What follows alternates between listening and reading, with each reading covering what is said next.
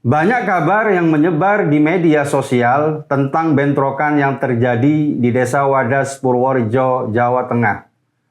Puluhan orang ditangkap polisi karena diduga melakukan aksi anarkis.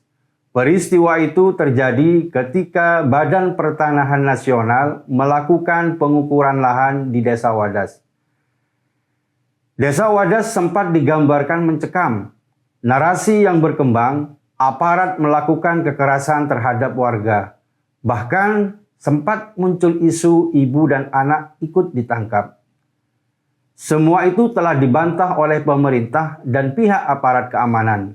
Aksi gesekan memang terjadi di lapangan antara sesama warga Wadas, baik pihak yang menjual tanahnya maupun pihak yang menolak.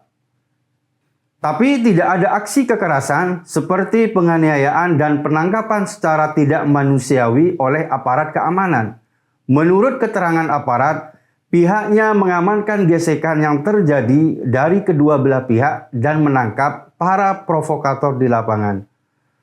Orang-orang yang ditangkap itu ternyata ada yang membawa senjata tajam. Namun, polisi tetap memperlakukan mereka dengan baik. Bahkan beredar video sekelompok anak muda Wadas yang ditangkap polisi sedang asyik main biliar di kantor polisi. Gubernur Jawa Tengah, Ganjar Pranowo, juga telah datang ke lokasi Desa Wadas dan berdialog dengan warga.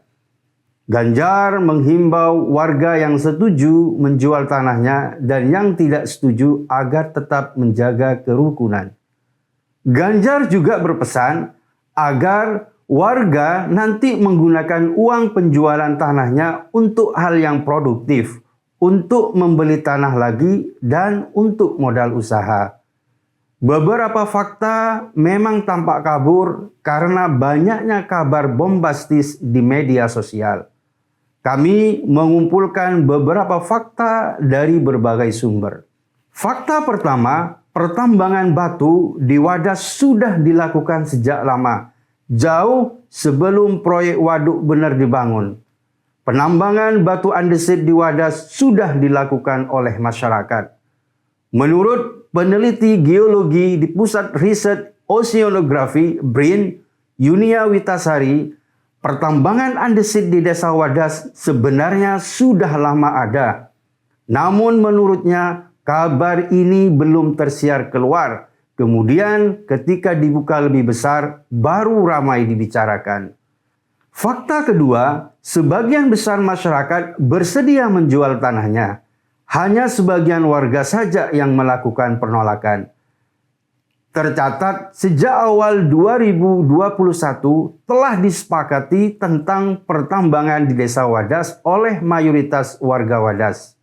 Menurut koordinator lapangan, masyarakat terdampak Desa Wadas, Sabar, ada 400 lebih pemilik bidang tanah menyatakan setuju terhadap penambangan di Desa Wadas.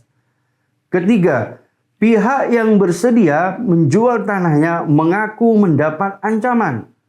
Kepala Desa Wadas, Kecamatan Bener, Kabupaten Purworejo, Fahri Setianto mengatakan, warga yang mendukung proyek ada yang menerima teror dari oknum tertentu. Teror itu mulai pengancaman dengan senjata tajam, pengucilan sosial, hingga perusakan fisik. Bahkan kepala desa pun mengaku kalau dirinya juga pernah menjadi korban teror. Keempat, pengukuran yang dilakukan BPN itu untuk tanah warga yang bersedia menjual tanahnya. Tapi pihak penolak menghalangi proses pengukuran tersebut. Tidak ada pengukuran untuk warga yang menolak menjual tanahnya. Narasi yang berkembang seolah-olah ada pemaksaan pengukuran tanah. Padahal pihak yang bersedia menjual tanahnya memang meminta tanahnya untuk segera diukur agar mereka cepat mendapatkan ganti untung. Kelima, tidak ada penangkapan warga dari rumahnya. Kejadian sebenarnya, kelompok yang ribut itu masuk ke rumah warga, aparat menjemput mereka dari dalam.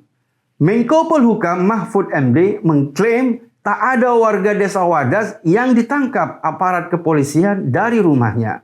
Menurut Mahfud, Ada orang ribut di lapangan, ketika diamankan, mereka lari ke rumah penduduk. Akhirnya mereka diangkut dari rumah penduduk.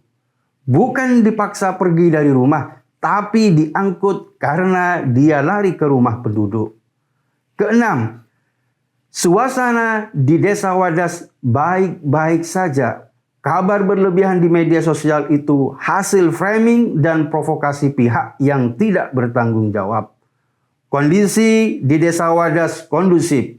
Ganjar Pranowo sampai datang langsung ke sana untuk membuktikan keadaan baik-baik saja. Memang ada gesekan antara massa yang pro dan kontra dengan penambangan. Namun semua telah berakhir damai. Orang-orang yang ditangkap polisi juga sudah dikembalikan ke rumah masing-masing.